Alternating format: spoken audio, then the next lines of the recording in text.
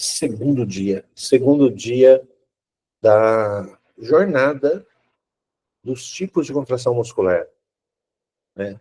Algumas pessoas pensaram que ia ser uma coisa simples, mas não foi. Não foi.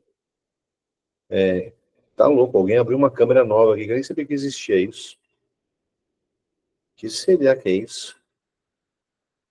Mas vamos lá, vamos lá. A gente está pensando no seguinte, a gente está pensando em como a gente precisa raciocinar em cima dessas possibilidades de contração. Lembrar que nós começamos essa história toda por um motivo, né? O motivo foi os estudos que começaram a aparecer desses superatletas que treinam muitas coisas diferentes, que têm muito tipo de estímulo muscular e a qualidade muscular deles. Tá? A gente começa por aí. Aí, com isso, a gente pensou em fazer uma discussão em cima dessas possibilidades de treino.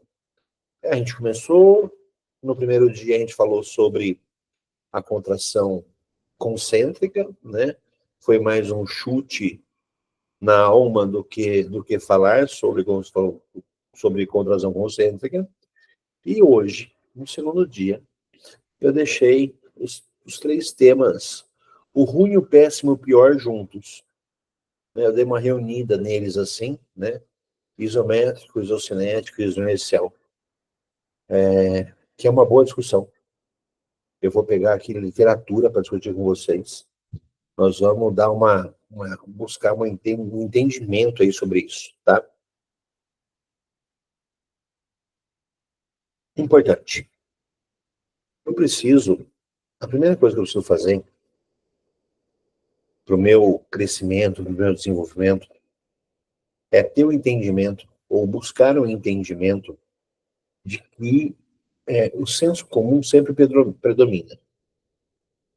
Então, assim, é muito fácil recriar coisas que eu fiz enquanto eu era atleta, por senso comum, do que fazer coisas novas.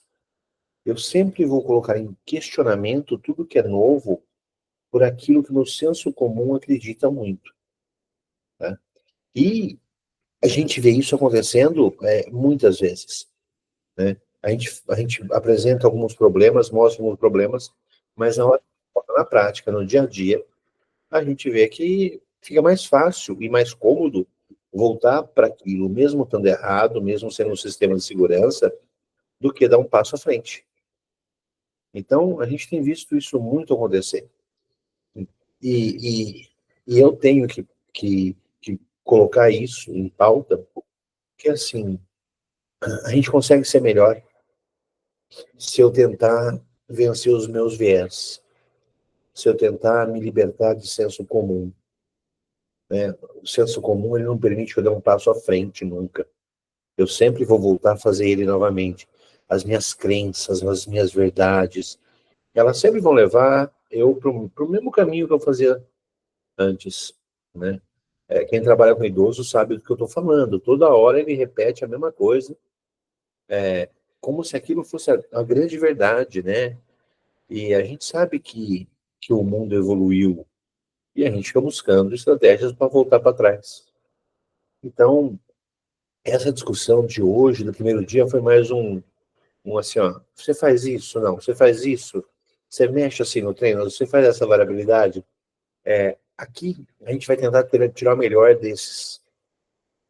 possível desses, tá?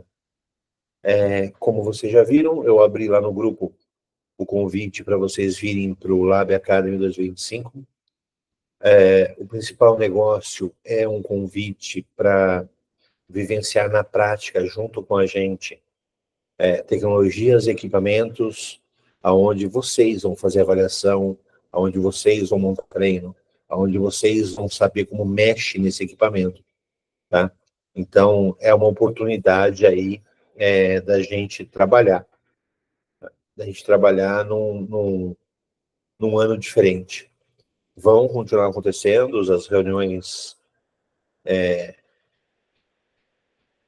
online, Mas em 8 momentos nos anos nós temos a oportunidade de ter um presencial muito forte, muito bem desenhado, com equipamentos, por exemplo, pensa em ergospirómetro, pensa em calorimetria indireta, pensa em prescrição de treino por zona-alvo, pensa em modelos de avaliação que dá para fazer dentro desse processo, pensa nas análises fisiológicas que eu posso usar, como que eu analiso biomecanicamente essa mesma qualidade fisiológica que eu acabei de fazer, como que eu trago todo um olhar de montagem de treino. Então, é um convite, eu gostaria que fosse uma convocação, né? Nós juntamos tudo e fizemos o menor valor possível, menor valor, né? Para quem participou do Master no ano passado, esse ano, desculpa, gastou pelo menos R$ 200 por mês. E agora estou falando para um modelo que não está dando R$ 100 no mês. Então, e vai ser muito maior, e vai ser muito melhor. E você recebe tudo lá, e está tudo lá. Então, dá uma apertada. Vem fazer parte disso. Vamos lá. Isométrico, isoinercial e isocinético. Eu não sei nem por onde eu começo. A minha vontade é falar assim, olha, não são muito bons, mas tem umas coisas boas, um lado bom que eu vou tentar olhar para eles. Mas vamos... Lázaro, aparece aí que você tem que conversar comigo hoje. Vamos tentar encontrar dentro de uma discussão, tá? Dentro de uma discussão importante. Então, eu vou ler diversas coisas, né, que estão nos materiais e eu vou discutindo com vocês. Eu vou começar pelo isométrico. Para quem me conhece, é aquele que me faz mais mal. Eu tenho visto, aumentam as pesquisas, mas o meu viés bate muito nesse negócio. Tá? Então, é uma coisa, como eu falo para vocês, é uma tentativa de vencer isso, é uma tentativa de não deixar que o meu senso comum, o meu viés, tome conta desse processo, é o que eu mais tenho estudado atualmente. Tá? Então, o treinamento isocinétrico é usado da reabilitação, a preparação de atletas, né, populações especiais e público em geral. Existe pouco consenso sobre as diretrizes do treino para uma variedade de resultados desejados. Entender as respostas adaptativas e parâmetros de carga específicos seria benéfico para os praticantes. Tá? Então, a gente tem que tentar buscar aí qual que é o parâmetro, né? Se não tem consenso, é um negócio muito preocupante, porque cada um faz o que acha melhor, né? E cada um monta o que faz melhor. Numa revisão que eu peguei, esses estudos eles foram avaliados, né, pela qualidade metodológica, por diversas coisas, e eles compõem aqui uma revisão sistemática, que a gente vai discutir algumas coisas dentro dela. Tá?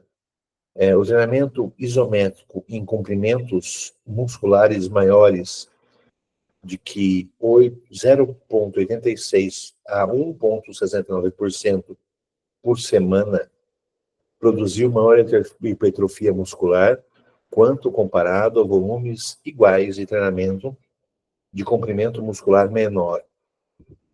A intenção balística resultou em maior ativação neuromuscular. Calma aí, depois eu volto.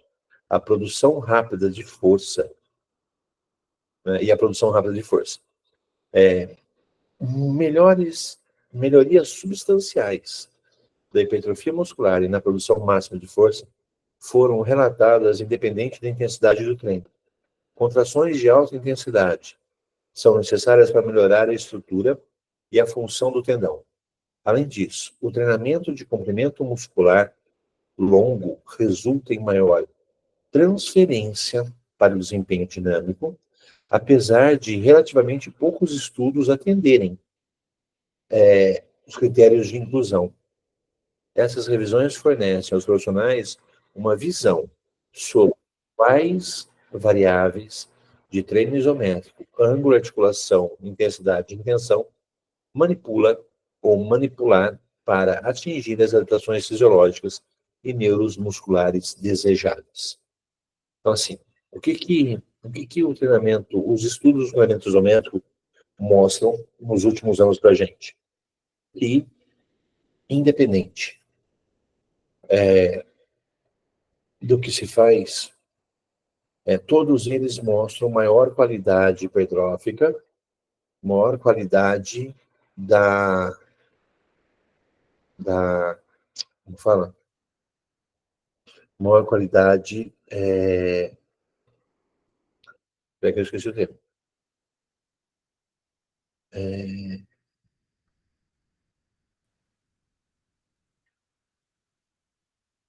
Neuromuscular?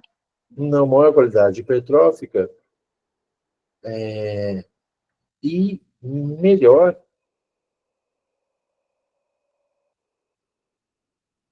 a melhor transferência para o desempenho mecânico. Então, isso aqui é uma coisa que me chamou muita atenção, que é assim. Por qual motivo? Por qual motivo? Trabalhar em um ângulo melhoraria o dinâmico. Tá? Então, o meu viés sempre me prendeu muito nisso. Quanto ao hipertrófico, eu entendo. Porque se eu consigo manter um grau de tensão durante um período de tempo, por exemplo, 5, 10 segundos, de alta intensidade, em diversos ângulos, eu consigo gerar uma tensão máxima alta e eu consigo gerar um desgaste alto. Se gera tensão máxima alta e desgaste alto, eu tenho hipertrofia. Isso eu consigo entender. Tá? Eu consigo entender também que ela pode ser utilizada como uma estratégia durante o processo de treinamento. Mas, para mim, até agora, por tudo que eu leio, por tudo que eu estudo, a resposta, ela acontece porque eu estou pegando pessoas que não são treinadas em isométrico e elas são treinadas em dinâmico, e eu dou um treino isométrico que ela não está acostumada e eu comparo com o dinâmico que ela já está treinada. Então, se eu pegar a treinabilidade das duas coisas, é sempre isométrico que vai ser maior, porque ela não faz isométrico. Nesses estudos eu não vejo assim, ó, pessoas treinadas há mais de 5 anos em isometria ganharam hipertrofia. Pessoas treinadas há mais de 5 anos ganharam qualidade dinâmica do movimento. Sabe, me parece aquela coisa assim, ó, lembra de estado de treinamento. Né? Eu posso ser uma pessoa muito, muito treinada, mas na hora que eu vou fazer uma atividade que eu não estou acostumado, eu sou iniciante. E por ser iniciante naquela atividade que eu não estou acostumado, eu tenho uma resposta fisiológica muito grande. Né? Eu tenho uma resposta de alta qualidade. Isso, para mim, é o que mais acontece. Mas então vamos tirar o proveito disso. Vamos parar de ser ranzinza, né, Lázaro? E vamos tirar o proveito disso. O proveito disso é assim. Então, quer dizer, que se eu coloco meus alunos, meus atletas, para terem estímulos isométricos, e eles têm alto grau de treinabilidade por causa disso, ela pode fazer parte de um contexto de ganho de performance. Eu posso levar ele a um aumento da performance por ele não estar acostumado a fazer. Né? Quando esses atletas foram vistos treinando com grandes variáveis, todos eles faziam essas 5 variáveis que nós vamos discutir. Tá? A diferença que eu vou trazer para vocês na discussão é assim: eu preciso entender que qualidade de treino isométrico acontece em carga máxima. Treino isométrico máximo. E a minha pergunta é, em que momento eles estão avaliando qual que é a carga máxima para fazer isométrico? Então, por exemplo, se você me der um Kinel, eu trabalho isométrico no Kinel. Porque o Kinel, eu faço o teste, ele me dá a carga, e depois que eu coloco o cara para treinar, ele me dá dentro de uma barra de esforço, se você está entre 80% e 100% daquela carga máxima. Se você consegue manter 5, 10 segundos, 15 segundos, aquele esforço máximo. Tá? Então, a primeira coisa que me preocupa com o isométrico é ele pode fazer parte de um contexto. A pergunta, se ele pode fazer parte de um contexto, entra onde? No processo inicial do treino geral ou no processo específico do treino? Né? Como ele não tem aquela capacidade, para mim entra lá no geral. É igual a reabilitação. No processo inicial da recuperação eu uso isométrico, mas depois eu vou caminhar para o dinâmico. É o mesmo processo. É o mesmo processo. Tá? Então, se eu pegar uma periodização, eu falo assim, eu quero dar uma mexida para esse organismo na fase geral. Eu vou colocar exercícios isométricos de alta carga, alta intensidade isométrica e ofertar isso para que ele tenha uma treinabilidade, ou ele ganhe uma treinabilidade inicial importante. Tá? Por exemplo, com hipertrofia, eu tenho experiência com treino de hipertrofia com isométrico. Porque eu pego os caras lá da musculação, do fisiculturismo, que estão treinando muito tempo com a mesma carga, do mesmo jeito, da mesma forma, né? Todos eles têm uma sequência de treino geral, e na hora que eu coloco no meio da série um exercício isométrico, eu modifico muito o padrão. Então ele ganha hipertrofia. Eu fazia na NIDS, eu fazia muito um treino de perna com o pessoal, com os fisiculturistas, que era assim, pensa no leg. Na fase concêntrica do leg, ele trabalha com a carga normal que ele está acostumado. Na fase excêntrica, eu vou parar esse movimento e fazer ele sustentar em 4 ângulos diferentes 10 segundos. Na verdade, eu estou fazendo uma fase concêntrica em 2 segundos, do 1, 2 para subir, e estou fazendo uma fase excêntrica, uma fase de volta de movimento, com um tempo acima de 40 segundos. E que ele vai ficar em 4 pontos determinados em isometria. O que acontecia quando a gente treinava assim? E isso fazia para braço, fazia para puxada, tudo o mesmo conceito. 4 pontos isométricos, com a carga na volta, aonde ele para e ele sustenta por 10 segundos. O que acontecia? Nesse momento do treino, ele ganhava qualidade, ele ganhava força, ele ganhava hipertrofia, mas um dado muito importante, ele diminuía o volume. Porque ele não consegue fazer série de 5 séries de 10 repetições como ele estava acostumado. Não dá. Você faz a primeira que demorou 45 segundos, a segunda 45 segundos, cara, a quarta acabou. Então, quer dizer, nós projetamos numa série isométrica, nós projetamos uma série de alta intensidade. Deu para entender como fazia? Para hipertrofia? Quanto tempo num ano? Porra, num ano de preparação, não dava mais de 3 semanas. Porque como é muito chato,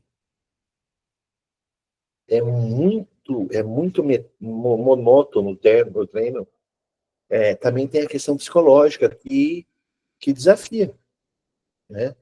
Que vai desafiar. Então eu preciso ser inteligente em relação a isso. A segunda coisa em relação ao isométrico, e essa me chama mais atenção, é essa parte que eu li e a função. O treinamento do comprimento muscular longo resulta em maior transferência do treino dinâmico. E aí sim, eu vou pensar agora no esporte, tá? Então, eu colocaria o treino isométrico com a preocupação de trabalhar a força dos tendões. Então, pensa assim, ó, tripla extensão da corrida. Que eu quero a extensão do quadril, do joelho e do tornozelo. Mas não é fazer isso na parede, igual a gente está vendo os caras fazendo. É fazer isso numa barra. Uma barra contra a pessoa, e ela puxa a tripla extensão, pode ser num Smith, para ficar mais fácil, porque daí ele já inclina o corpo. Ele faz a tripla extensão com uma carga acima da máxima, e ele tenta perdurar de 5 a 10 segundos. Troca a perna, troca a perna, troca a perna. Por exemplo, se eu fosse pensar no ombro, eu ia pensar em diversas fases desse movimento, mas com ele em longa extensão. Tá? Em longa extensão. Então, aqui, puxando, mas ele está em longa, e ele está fazendo isométrico lá em longa. Tá? Então, eu colocaria no esporte essa ideia, por exemplo, para o ombro, para proteção dessa articulação. Para o joelho, para o tornozelo e para o quadril, como proteção dessa articulação. Então, já que ela gera, guarda essa frase, já guarda essa frase, o treinamento de comprimento muscular longo resulta em maior transferência para o treino dinâmico. Tá? Primeiro, que ele não está acostumado. Isso é lógico, ter transferência. Segunda, é a proteção tendínea. Então, eu faria isso, por exemplo, numa fase preparatória também. Na preparação. Tá? Pode falar, Sil. Mas para isso, para tendão, sempre o limite máximo são 10 segundos, né? Mais de 10 segundos. Por exemplo, eu colocaria uma carga pensando em trabalhar de 5 a 8. Porque mais que 10 segundos você já não. O tendão já não suporta, né? Essa carga. Isso. Isso. Eu acho que assim, ó, é um treinamento que dá para fazer ele misto com o dinâmico, dá para fazer ele várias vezes, e dá para aproveitar uma fase de preparação para dar um susto no organismo, né, para a pessoa ganhar performance logo no começo da fase geral. Né? Então, o que nós falamos sobre isométrico foi assim, ó, eu não vejo com bons olhos aquela coisa assim, empurra a parede isométrica. Cara, não tem nem carga ali para você empurrar. Ah, fica encostado de costas na parede com o joelho flexionado para a perna tremer. Horrível. Horrível isso. Tá? Horrível.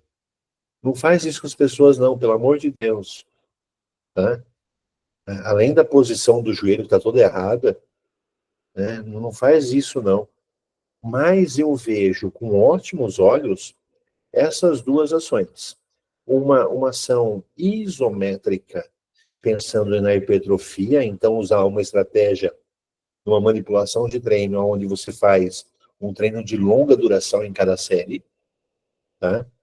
Não ele puro, você viu que eu não falei do isométrico puro, vai lá e faz só isométrico. Eu coloco ele dentro da série de movimento, no momento excêntrico do movimento, e eu acredito, eu gosto muito dessa segunda ideia, do trabalho na porção longa. Tá? Se o que você está comendo, eu tô passando fome aqui vendo você comer. Né? Para de comer um pouco. Você está desembrulhando um chocolate ali, eu estou quase caindo aqui vendo. É cannabis. É whey. Não, é uma plantinha. Estou achando que era chocolate. Mas vamos lá. Essa coisa da porção longa, por exemplo, empurrar alguma coisa, tá?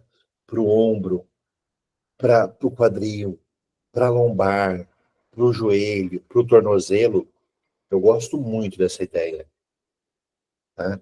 Não só empurrar esse plano aqui, mas empurrar nesse plano aqui também.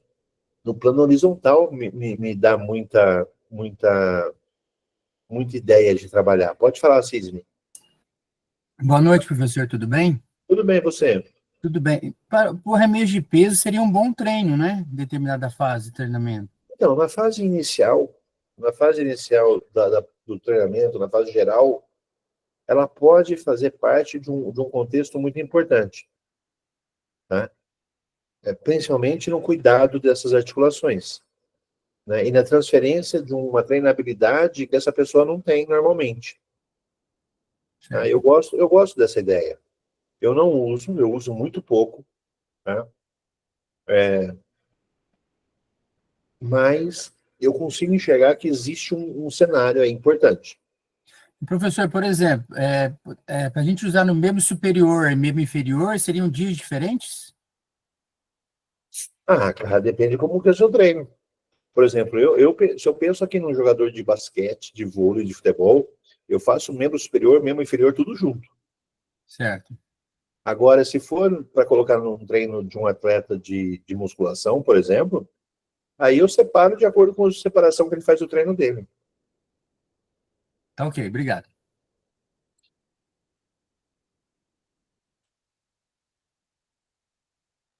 A gente só não pode cair no erro de transformar isso no novo treino de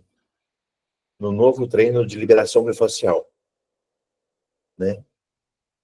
Fica lá 40 minutos do treino fazendo liberação para treinar 10. Tá? Então, tomar um pouco de cuidado com esse tipo de treino. Tá? Mas ele me chama a atenção. Esse material que eu li para vocês, eu vou disponibilizar lá no grupo, tá?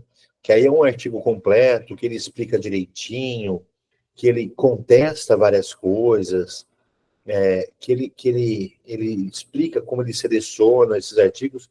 É uma revisão interessante que eu acho que gera uma boa discussão, principalmente porque ele fala de arquitetura muscular, ele fala de morfologia do tendão. Então, ele vai buscar um aprofundamento dessas adaptações neurológicas, né, para dar o sustento. Mas, como eu falo, assim, ó, no final da história, por mais que eu leia, isso aqui me parece um grande princípio fisioterápico. Aí eu não estou falando mal da fisioterapia, tá? Não estou falando mal. Eu estou falando que parece uma parte inicial de um processo. A Ju entrou brava já. A Ju veio para a gente terminar o ano brigado, de verdade.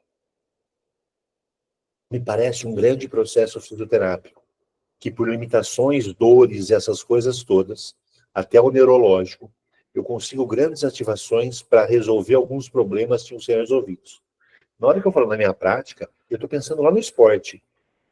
Eu não vejo como eu vou usar isso no dia a dia do meu esporte. Eu até penso assim, ó, na hora que eu for fazer um exercício específico fora campo, eu vou pensar um pouco nos cuidados dessas articulações, e eu gosto muito dessa ideia do trabalho de transferência que o isométrico faz. Tá? Mas ele está numa parte de um contexto inicial. Pode falar, Ju. Boa noite, professor. Boa noite, gente. Dentro... Tá dando para me escutar? Que eu estou de fone. Estou tendo que dar de fone hoje. Dentro do processo realmente da fisioterapia, de reabilitação, eu trabalho muito, né, com a questão da isometria, e, na verdade, a ideia inicial é a gente trabalhar uma rigidez articular e uma contração intramuscular, né, uma relação intramuscular ali para preparar para as transferências de energia, entendeu? Eu acho que é isso. Mas, como eu falei, não estou falando mal, tá? Não que eu não gosto. Eu entendi, professor. E o meu raciocínio é exatamente, né, esse que a gente tem nesse grupo. Daqui a pouco. Eu vou arranjar um jeito de falar mal da fisioterapia. Não, peraí. Muito fisioterapeuta, é bom a gente arranjar uma briga. O Lázaro é fisioterapeuta, então dá para ver que essa profissão tá uma bagunça, né? Essa profissão é uma bagunça. Mas, do mesmo jeito que você pensa no neurológico, eu vou pensar no neurológico para trazer ele para minha prática. O neurológico, eu vou preparar, é preparatório para o restante. Se o neurológico é preparatório para o restante, eu faço ele no começo de uma fase de preparação, né?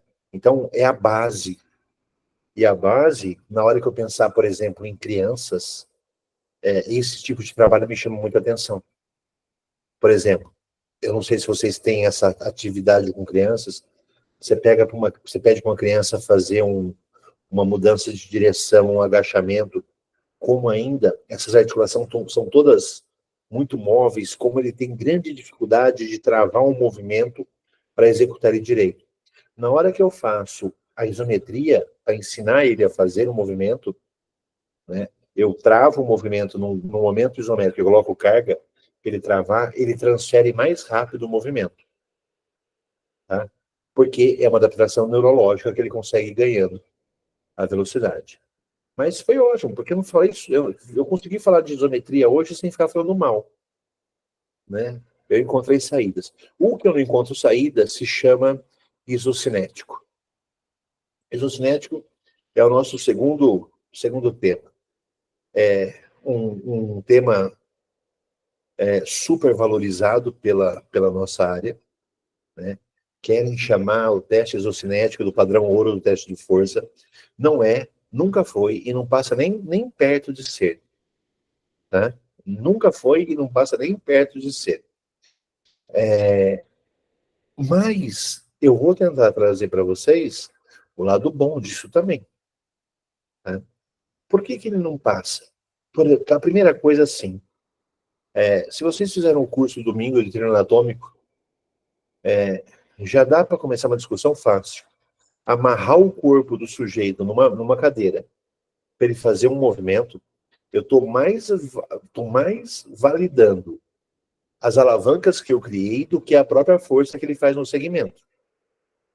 Então, para quem já viu um teste isocinético, por exemplo, de uma extensão de joelho, eles amarram a cintura encostada na cadeira, eles prendem a perna contrária e eles prendem em X o tronco. Né? Então, o tronco fica preso, o quadril fica preso e a outra perna fica presa. Se você olhar ele fazendo a força, você vai ver que a alavanca que ele cria para fazer essa força, como ele está com o corpo inteiro preso, é maravilhosa. A maioria das pessoas vai usar a faixa que está presa na cintura e a faixa que está presa na perna contrária para fazer uma bela de uma alavanca de força. Não existe esse movimento, gente. O meu atleta que corre, a minha véia que anda, a minha véia que tem que subir escada, ela não consegue fazer esse movimento. Não existe esse movimento amarrado. O corpo dela não cria alavancas amarradas de alguma forma. Né? Não existe esse movimento. O outro erro do isocinético, que aí eu vou chamar a atenção fácil, os caras são tão ruins nisso que eles estão fazendo, que eles chamam de comparação entre força concêntrica e força excêntrica. Em nenhum momento, o isocinético faz força excêntrica. Ele compara força concêntrica da extensão contra a força concêntrica da flexão. Que também não existe esse movimento esportivo.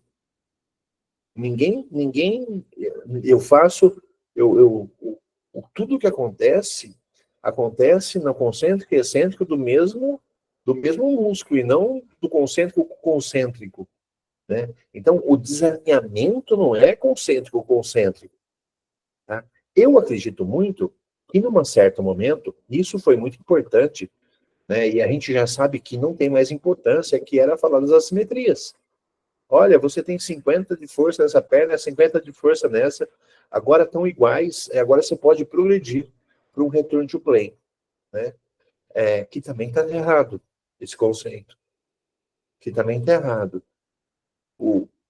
Um, a gente trabalha com um fisiologista que eu gosto muito, que ele fala assim, ó, se os números bateram, alguma coisa está muito errada. Se der iguais, alguma coisa deve estar muito errada nesse trabalho. Porque o corpo não é para se ajustar dessa forma. Né? O corpo não consegue se ajustar. Alguma coisa eu errei demais para dar igual. Né? Alguma coisa precisa ser reavaliada, repensada, um olhar mais importante para isso. Mas, na hora que eu for treinar o isocinético, eu tenho que buscar algumas possibilidades, tá? Algumas possibilidades, tá? Então, eu vou pensar assim, ó, o movimento isocinético, esquece o amarrado, esquece o fixo, esquece tudo.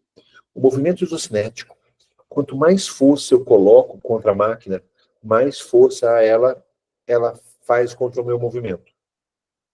Tá? No trabalho concêntrico na ida, no trabalho concêntrico na volta.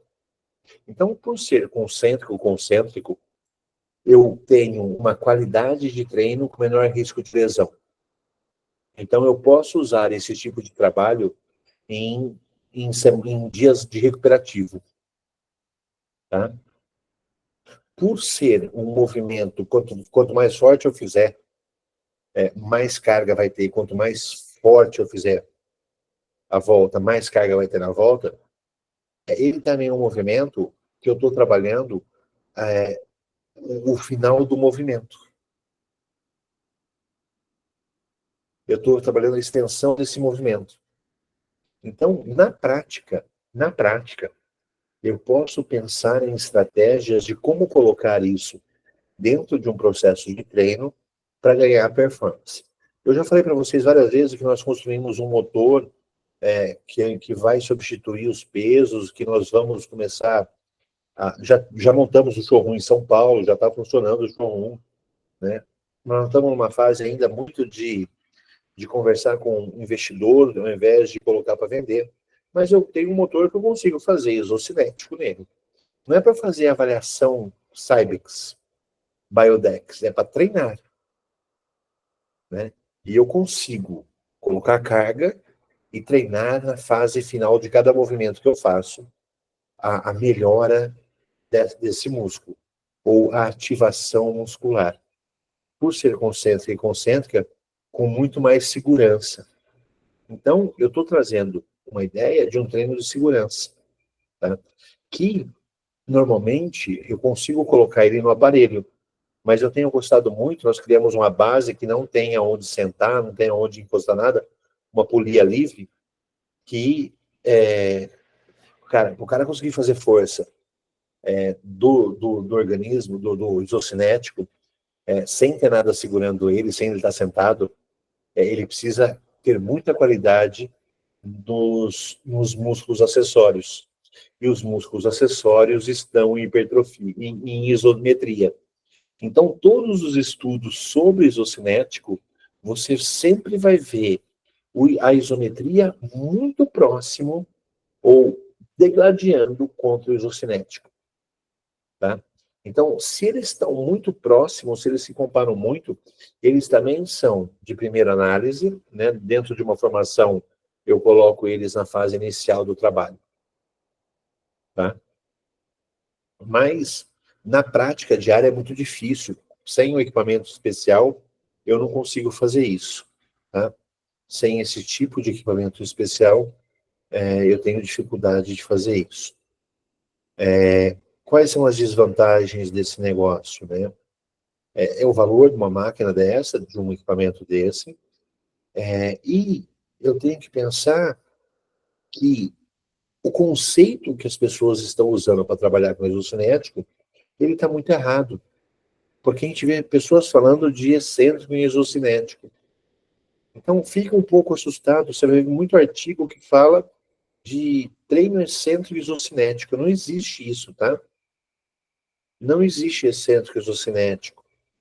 Mas essa é uma das verdades que a ciência validou. Assim, tanta gente fazendo tudo errado que todo mundo entrou no consenso de errado e a ciência validou. E nós estamos aqui para questionar um monte de coisa. Tá? Você acha que eu vou perder a oportunidade de fazer um questionamento de uma coisa que eu estou vendo que está errado? Né? Mas é uma possibilidade que nós temos que aprender. Com um equipamento agora, que não é um equipamento tão caro, que é essa polia que nós estamos fazendo, eu consigo transformar qualquer equipamento no isocinético. A gente está aprendendo também com esse treino. E a gente está criando um educacional para ensinar como mexer nisso. Para como que se faz esse treino, como que esse músculo reage, como que acontece a modificação da força. Tá? Tá bem legal essa parte do trabalho. Por último, e eu deixei por último, de propósito, o isoinercial. O isoinercial, dos três, é o que mais me chama a atenção. Gosto muito do isoinercial. Principalmente para trabalhar aceleração e desaceleração. Por exemplo, a gente é muito bom trabalhar aceleração. A gente é muito ruim de desaceleração. Né? A fisioterapia já olha um pouco mais para desaceleração hoje em dia. Tá? Mas nós, o exercício, olhamos muito poucos para desaceleração. E eu fico treinando o cara acelerar. Eu não ensino ele a frear nem desacelerar. Isso é uma falta de sinergia que eu vou gerando no músculo dele também. Tá? Então, o isoinercial, ele evoluiu bem, evoluiu bastante, e ele já tem hoje até um consenso, que é bem interessante, que eu vou mandar para vocês, lá no grupo. Né? Ele já começa a falar que ele não é um treinamento excêntrico, isso é muito legal, porque ele foi buscar o conhecimento, né? Então, ele traz algumas coisas importantes, tá? Então, a primeira coisa é que ele foi fazer um consenso em cima de uma base de dados científicos, com diversos pesquisadores que trabalham em cima disso, né? E ela traz uma qualidade para esse trabalho, né? Que é muito interessante. E os pontos-chave são: embora a fase excêntrica seja frequentemente o foco do treino isoinercial, nem todos os exercícios usuários ou cargas do treino atingem a sobrecarga excêntrica. Eu vou falar disso amanhã. Consequentemente, os praticantes devem definir esse método de resistência como exercício ou treinamento de resistência isoinercial, ao invés de usar sobrecarga excêntrica. Os resultados confiáveis dos exercícios do treinamento isoinercial dependem do esforço do usuário, da experiência do treino, do momento de inércia selecionado e das características mecânicas dos dispositivos usados. Isso serve para isométrico e isso serve para isocinético. Então depende da experiência e depende da qualidade de carga que está sendo colocada. Ok? Os praticantes podem usar o treino de resistência isoinercial como um método válido para desenvolver adaptações morfológicas crônicas em populações esportivas e saudáveis. Os praticantes podem usar o treinamento de resistência isoinercial como um método válido para aumentar a potência mecânica, o desempenho de saltos e para melhorar, né, as intervenções de curtas e os treinos de baixas frequências semanal. Tá? Ele não precisa ser feito muitas vezes. Ele pode ser feito algumas vezes na semana. Os praticantes podem usar o treinamento de resistência inercial como método válido para aumentar a capacidade dos atletas a realizar ações de aceleração e desaceleração específica para o esporte. Essa é a parte que eu mais gosto. Essa é a parte que eu mais gosto. Por quê? Porque a alta transferência para o esporte. Tá? O quanto que ele acelera. Porque eu coloco a carga no gerencial. Né? Eu posso trabalhar. A gente vê as pessoas trabalhando no gerencial muito constante. Não sei se vocês têm essa visão. Por que não tem a mudança de explosão? Né? Por que agora não explode? Por que agora não tenta... E por que não tenta segurar ao máximo, frear a máquina? Tá? Então, é um equipamento que eu tenho gostado muito de olhar para ele. Tá? Por que isso aqui é importante a gente estar falando junto? Porque esses 3 equipamentos, essas 3 possibilidades de movimento, elas cuidam de coisas que eu não consigo resolver tão bem no concêntrico e nem no excêntrico. Tá? Por isso, o que nós falamos desde a primeira aula, que é importante, é a qualidade de oferta de um trabalho variado, com grande variabilidade de informações para o músculo, que vai gerar uma qualidade muscular grande para esse atleta. Então, assim, eu vou levar esse atleta, eu vou pensar no esporte, por exemplo. Eu vou levar esse atleta a passar de musculação. Cara, levar esse atleta a passar de musculação para fazer funcional é importante. Levar ele para fazer isométrico também é importante. Levar ele para fazer isoinercial também é importante. Levar ele para fazer isocinético também é importante. Levar ele para fazer concêntrico e excêntrico também é importante. Lembra que a gente vem conversando, esse ano nós conversamos muito sobre isso. Cada vez que eu moldar um trabalho e eu ofertar esse trabalho para desenvolver uma coisa, as outras coisas ficam faltando. Tá? Então, por exemplo, se eu quero trabalhar mais funcional, eu sempre vou ter menos força. Se eu quero trabalhar mais força, eu vou ter sempre um pouco menos de funcionabilidade. Esse ajuste, como fala? Essa probabilidade e quanto eu ofereço de cada um é o que vai fazer com que o meu trabalho seja realmente diferenciado. Tá? O que nós estamos tentando propor agora, no final de ano, que nós vimos muita coisa, tem muito material, né? Você imagina se a gente começar a conversar com o Lázaro sobre tudo isso aqui que a gente está falando hoje, no espelho tridimensional piramidal, né, Lázaro? Vai dar problema mental. Vai dar problema. Demais. Em cada uma das capacidades físicas ainda, vai dar mais problema. Mas a gente já discutiu isso durante o ano, a gente tem uma visão importante sobre isso, que assim, o organismo, mesmo sendo do meu atleta, necessita de mais variabilidade. Primeira informação importante. Segunda informação importante, tirar o máximo possível de qualidade de cada coisa que eu vou fazer. Tá? Terceira coisa, qual que é a manipulação dessas coisas? Quanto mais eu faço de uma, quanto menos eu faço na outra, como esse corpo ele vai se posicionar, vai se mudar, né? Como que o organismo vai se adequar a essa atividade. O que eu acho é assim, ó, se vocês me perguntassem agora, assim, eu vou pegar uma equipe em 2025 de basquete, para cuidar da preparação física. Tá? Para cuidar da preparação física. Logo que ele chegasse, no começo do ano, eu ia me preocupar com o isométrico para proteção. Eu ia me preocupar com esse isoinercial para começar a trabalhar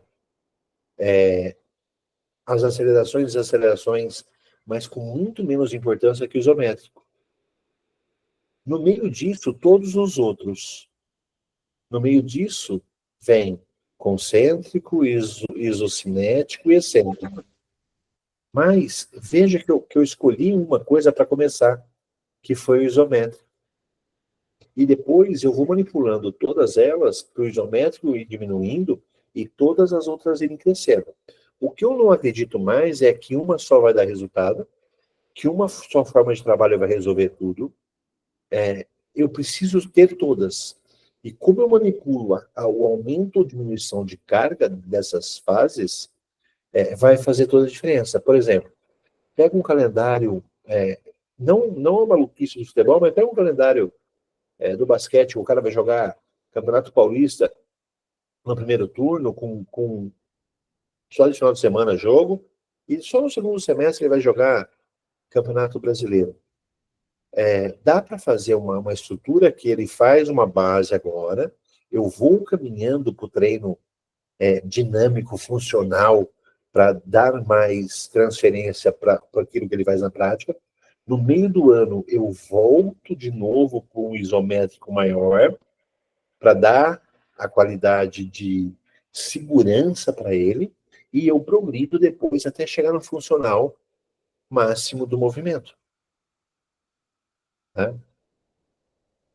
Na verdade, o que mais dificulta o nosso negócio todo, o mais gera problema, é que assim, é muita coisa.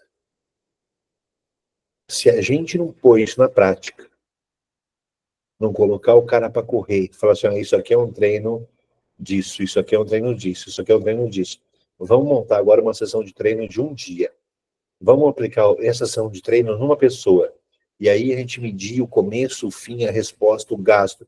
Ver por ultrassom como que o músculo dele mudou. Medir. Cara, nós temos que fazer essa vivência prática. Essa brincadeira prática vai dar uma habilidade para a gente de conhecimento. Tá? Pode falar, Sidney. Professor, vai ter alguma variação, por exemplo, se o esporte depender mais ou menos da força máxima? Por exemplo, os arremessos no atletismo. Eu sou treinador de atletismo. Bom, eu trabalho muito em arremesso de peso, lançamento de martelo. Como que vai ter esse enfoque em relação Por exemplo, para um arremesso de peso, você precisa de muito mais aceleração do que desaceleração. Né? Você não precisa de desaceleração, ele precisa só jogar o peso. Né? Para cada uma delas vai ter a força máxima sendo a força mais importante, como é o seu caso, a manipulação ela parte desse princípio. Por exemplo, no meu princípio esportivo, eu vou colocar a potência como o mais importante. Tá? Então, eu manipulo as variáveis para que na hora que chega na fase competitiva, a potência seja mais trabalhada. Tá? Mas, no meu esporte, eu não preciso da máxima tão alta. Você precisa de mais tempo de trabalho de força máxima para também fazer transferência para potência depois.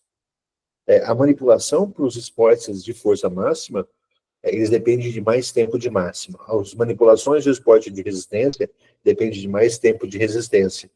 A manipulação do esporte de potência é mais tempo de potência. Essas coisas elas vão se ajustando de acordo com a necessidade do seu esporte, né? Elas vão ter que mudar. A dificuldade que nós vamos ter, Sidney, eu acho que é assim, quanto que eu dou num ano de força isométrica para um atleta que joga peso? Porque a gente não tem nem literatura sobre isso.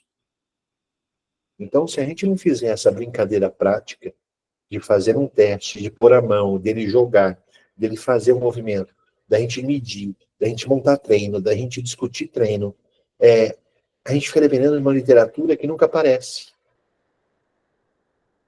Tá? Então, assim, eu sei que é difícil, mas eu entendo que, por exemplo, das 5 variáveis, 3 variáveis vocês têm na mão. O treinamento concêntrico, o treinamento isométrico e o treinamento isoinercial. O excêntrico muito difícil e o isocinético também. Começa a manipular mais eles. Começa a inserir mais eles no seu treino e começa a ver assim, melhorou força máxima? Então, eu vou falar assim, eu vou aumentar o treino isométrico, eu vou colocar 10% de treino isométrico mais nos treinos. E eu vou colocar uma série só de exponencial, acelerando e desacelerando. E eu quero ver o quanto que isso aumenta em força máxima. Faz um teste de força máxima, repete o teste de força máxima. Né? Por exemplo, vamos pegar a Sil lá com a fisioterapia dela. Dá para fazer isso? Dá para colocar. Na sessão de terapia dela, que ela faz o exercício dinâmico, dá para pensar não só no dinâmico normal, mas dá para pensar no isométrico junto. Dá para pensar no isocinético junto. Né? Eu quero fazer assim, ó. A brincadeira é, quanto mais eu vario, mais qualidade muscular ele tem. Como que eu vario? Eu acho que é aí que está a sacada. O como eu vario é como eu testo. Tá? Eu preciso testar. Mas abrimos mais as possibilidades. Abrimos mais informações. Amanhã, a gente fecha que eu acho que é o principal. Se tem alguma coisa que é disruptivo, é doloroso, né, Vânia? Vânia já viu essa aula. É treinamento excêntrico. Porque daí é um chute na alma. Você fala, nossa, eu não sei nada mesmo. Né? Eu não sei nada. Então a gente quer que vocês venham amanhã para essa aula de isométrico, excêntrico, e eu vou tentar juntar tudo num modelo de treino para passar para vocês. Eu vou tentar elaborar um modelo de treino aqui para a gente aplicar. Fechou? Ok. Valeu? Valeu. Vou mandar lá no grupo terminando. Valeu. Eu vou mandar no grupo os materiais. Tá? Ok. Beleza. Tchau. Um abraço. Muito obrigado. Nem briguei com a Ju, já estou feliz.